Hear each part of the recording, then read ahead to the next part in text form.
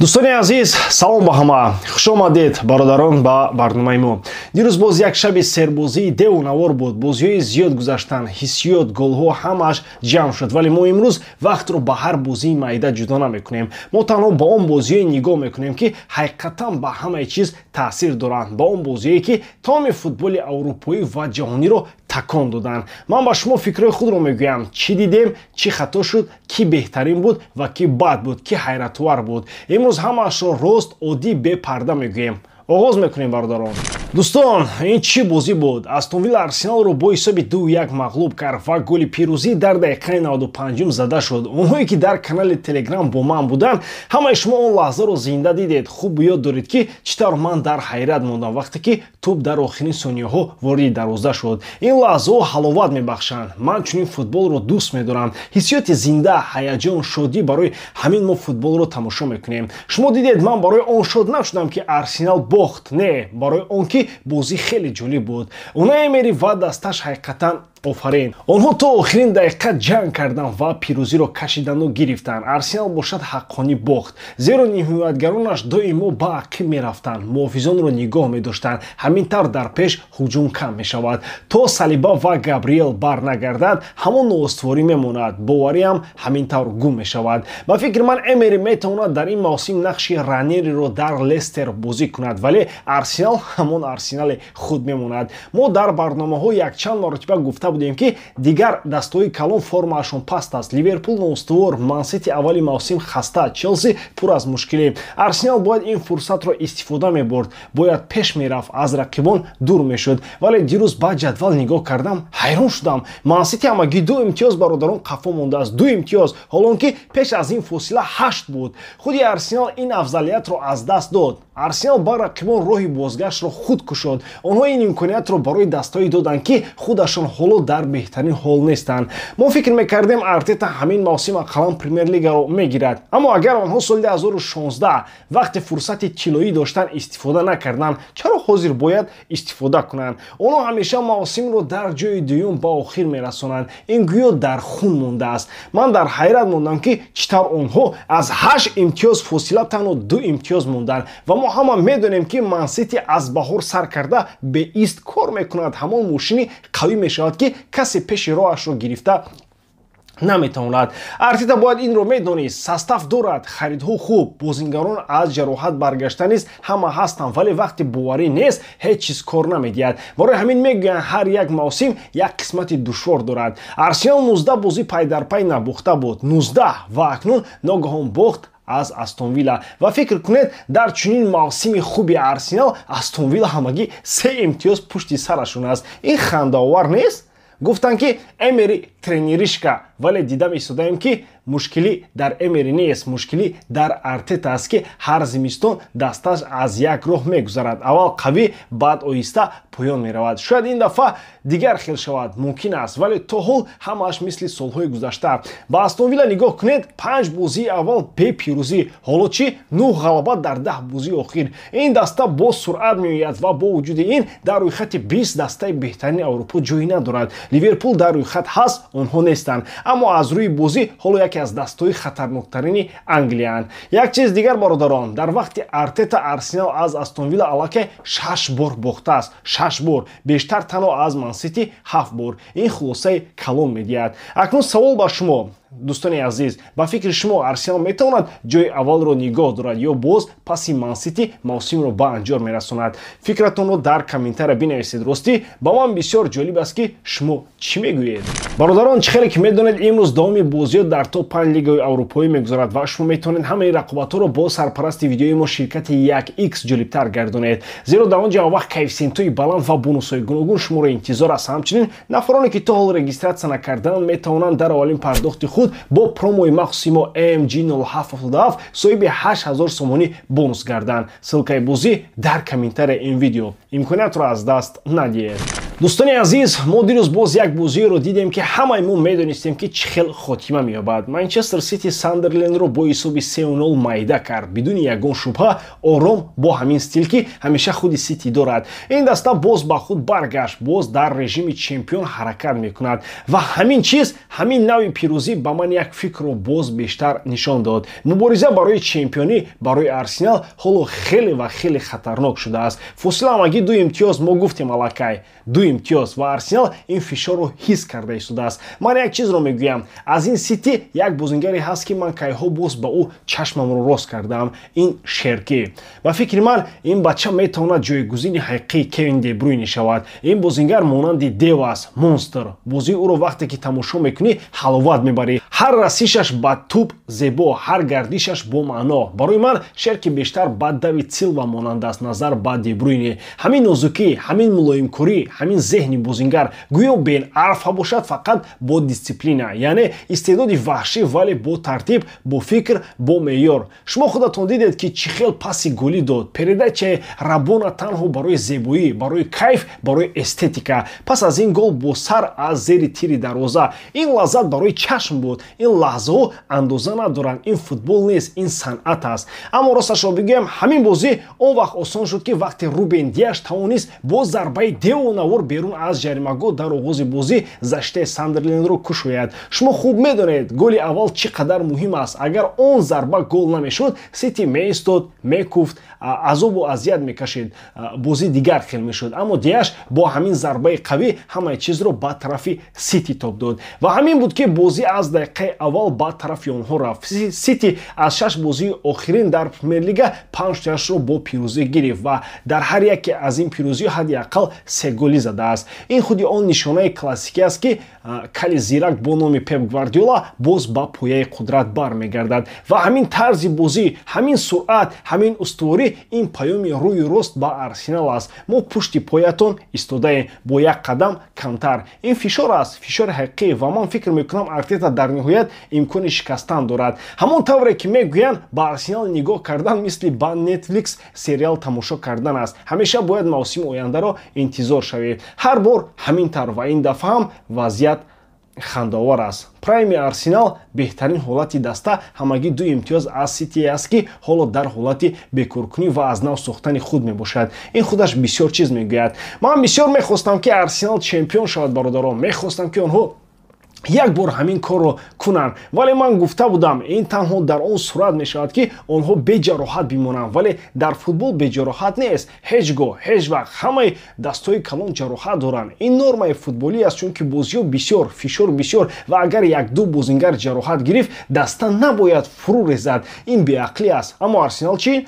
Салиба нест, Габриэл нест, 2 фундаменти асосии ҳимоят ва ҳамин 2 ҷароҳат кофист ки даста ба ларза дарояд ва имтиёз гум кунад. Вале барои чемпион шудан, барои дастаи қавӣ будан ин тавр намешавад. Аз сабаби 2 бозингар чемпионатро додан ин хандаовар аст. Ман як чизро бо овози баланд мегӯям. Агар Арсенал дар ҳамин мавсим боз чемпиониро ба Сити бидиҳад, ман фикр мекунам ки Артета худаш бояд истеъфо диҳад. Худаш. Ин на барои бад будан, не, барои он ки миссияи асосӣ иҷро намешавад. Даста хуб, харидҳо хуб, система хуб, аммо натиҷаҳои асосӣ нест. Ва ҳамин суханҳои охирини ман, чемпион мешавад он дастае ки тавонад аз ҷароҳатҳои бозингарони калидӣ худро муҳофизат кунад. Чӣ хеле ки дар боло қайд кардем. Ҳамин тамом. Дар моҳи феврал март хоҳем дид ҳамааш равшан мешавад. Аллакай маълум мешавад ки кӣ дар авҷи қувват аст ва кӣ дигар нафас надорад. Акнун ба шумо савол, ба фикри шумо кӣ чемпион мешавад бародарон? Кӣ то охир меҷангад? дӯстони азиз, росташро гӯям, ман ин бозиро бо ашк тамошо кардам. Ливерпул 2-0 пеш рафт. Ҳамаи чиз хуб буд, ҳамаи чиз ором. Ҳама фикр мекардем ки бозӣ аллакай гирифта шудааст. Баъд чӣ шуд? 3-2 ва дар дақиқаи 96 Тонако гол зад ва бозӣ 3-3 анҷом ёфт. Онҳое ки бо ман дар Телеграм буданд, ҳамаашро хуб медонанд. Ман ҳамон лаҳзаро дар кружок запис карда гузоштам. Шумо дидед ки чӣ хел асабонӣ шудам, зеро пеш аз бозӣ гуфта будам ки Ливерпул бояд мебурд. Ин он бозие буд ки онҳо бояд бармегаштанд, аммо боз мусовӣ, боз ҳамон хатоҳо, боз ҳамон ранҷ. Дар Ливерпул ҳоло чизҳои аҷиб мегузарад. Чанд мартиба як хел хато кардан мумкин аст? ҳар дафъа вақте Ливерпул пеш мебарояд, слот схемаро иваз мекунад. Бозингарони муҳимро замена мекунад. ин барои дастаи сатҳи ҷаҳонӣ шармандагист ва ҳамеша барои ин ҷазо мегиранд. Магар дар 15 бозӣ нафаҳмид ки ин роҳ ба ҳеҷ куҷо намебарад. Александр Исак 0, Флориан Виртс 0, Керкез 0. ҳамаи харидҳои гарон 0. онҳое ки дастакаши ҳақиқӣ ҳастанд Собослай ва Экитеке. Собослай ҳар бозӣ рӯшанӣ меорад, дар ҳоле ки даста дар буҳрон аст. хариди Исак ва Виртс тамоман мантиқ надошт. 250 миллион партофта шуд. фурӯхтани Трент ва Луис Диас ин хатои фоҷиавист. агар Трент худаш фикрашро кард ва гуфт ки мехоҳад ба Реал биравад, ин як тараф, вале барои чӣ Луис Диасро фурӯхтанд вақте ки ӯ ҳоло яке аз беҳтаринҳо дар Бавария аст? ӯро бо 60-70 миллион доданд, вале Исакро бо 140 миллион гирифтанд. ин кадом мантиқ аст? ба фикри ман Слот тренери чандон оқил нест. ин аз бозии даста равшан дида мешавад. хатояш пай дар пай такрор мешаванд ва ҳеҷ дарсе намегирад. Конате бошад алоҳида гап дорад. фоли беҳудааш ҳангоми ҳисоби 2-0 ҳамаи чизро вайрон кард. худаш ба даста мушкилӣ меорад. ҳатто Реал аз ӯ даст кашид, чун вақти бозӣ ӯро тамошо мекунӣ мехоҳӣ телевизионро хомӯш кунӣ. дар голи сеюм ҳамаро дидед. Керкес тамоман гум шуд, гӯё тамоман дар майдон набуд. Вандек бошад дигар қуввати пешина надорад. ба танҳоӣ тамоми хатоҳои дигаронро ислоҳ карда наметавонад.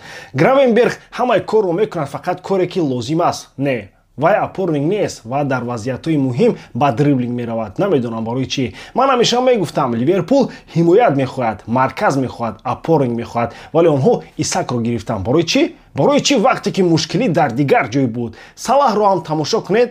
ӯро бо пули калон нигоҳ доштанд, шартномаи калон доданд. худаш мехост бимонад, аммо аз он лаҳза ки шартномаи калон гирифт, бозии ӯ ба поён рафт. ин мавсим бошад тамоман нест. дар аввал бисёр бозӣ кард, вале хатаре эҷод накард ва вақте ӯро дар бозиё дар скамейка гузоштанд, норозигии ӯ сар шуд. аммо баъд аз бозӣ клубро рӯи рост танқид кард. гуфт ки клуб ӯро зери автобус мепартояд, ки ӯ барои даста бисёр кор кардааст. ин суханҳо пеш аз Кубоки Африка ин паёмест ки чизе дуруст нест. эҳтимол дорад ки зимистон ӯро мефурӯшанд. аммо биёед росташро гап занем. агар ту шартномаи калон гирифтӣ, лекин бозӣ намекунӣ, чаро бояд туро дар ҳаят асосӣ гузоранд? легенда будан хуб аст, аммо легенда дар майдон кор кунад, на дар хотираҳо. агар дар ин мавсим формаи хуб надорӣ, пас шикоят кардан маъно надорад. вале аз тарафи дигар Слот бояд чӣ кор кунад? агар Салоҳро нагузорад, Салаҳ нолиш мекунад. агар гузорад, дар майдон бозӣ нест. агар иваз кунад, борои туруш аз майдон мебарояд. намешавад ин тавр кор бурд. чунон менамояд ки Салоҳ клубро асир гирифтааст.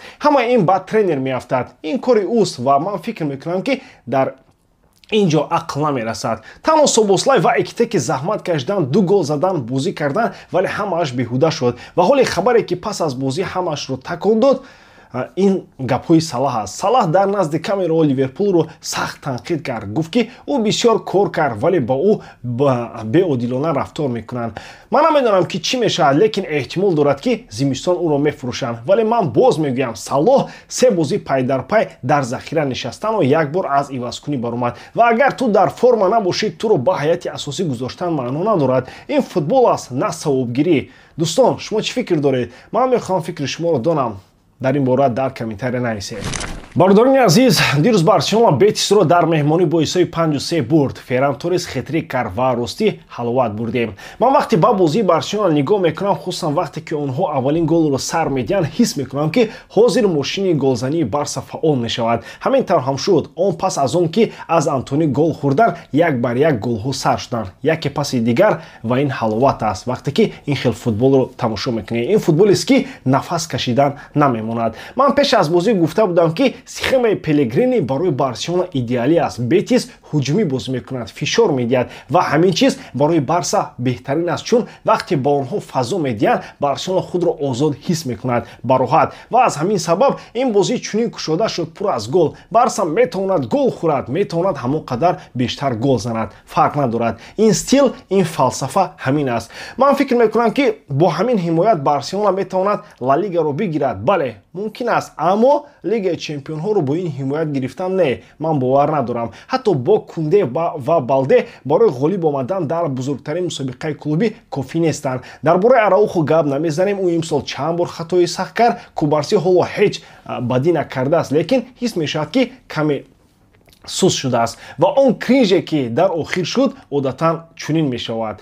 Жоан Гарсияро ба статистикаш зарар расондан, вале ин қисмати дарвозабони Барселона аст. Ҳар хел баромаданҳои як бар як ҳимоят успед намекунад. Ханси Флик ҳамин тавр боз мекунад. Дарвозабон азоб мекашад, ҳамеша дар оташ. Аммо ман мегӯям ки Барса дар нисфи аввали бозӣ идеалӣ буд. Ду муҳофизати беталафу ду ҳамлаи қавӣ, суръат эҷодкори ҳамашон ок буд. Дар қисми дуюм имкониятҳои зиёд доштанд, вале Решфорд ва Фермин Лопес дирӯз ҳамин ки мегӯянд санг дар пой доштанд. Барселона ҳоло дар ҷадвал пешсаф аст ва ҳоло вақти он расидааст ки қадам ба пеш дар Лигаи Чемпионҳо гузоранд. Барои он ки ҳадафи асосии Барса дар ҳамин мавсим ин Лигаи Чемпионҳост, онҳо бояд ба топ 8 ворид шавад. Ин ҳадди аққал аст. Лигаи Испания як тараф инҷо бошад масъулияти асосӣ. Аммо аз ҳама бештар маро дишаб Руни Барҷеги ба ҳайрат гузошт. Чӣ гуна техника, чӣ гуна флангро идора мекард, комилан омода, техникӣ ором. Ва вақте Ямал ва Руни якҷоя бозӣ мекунанд, ин як зебогии алоҳида аст. Вақте Ямал дар тарафи рост бозӣ мекунад, ӯро осон изолятсия мекунанд. Инро мо дар бозии Челси дидем ки чӣ гуна Кукурела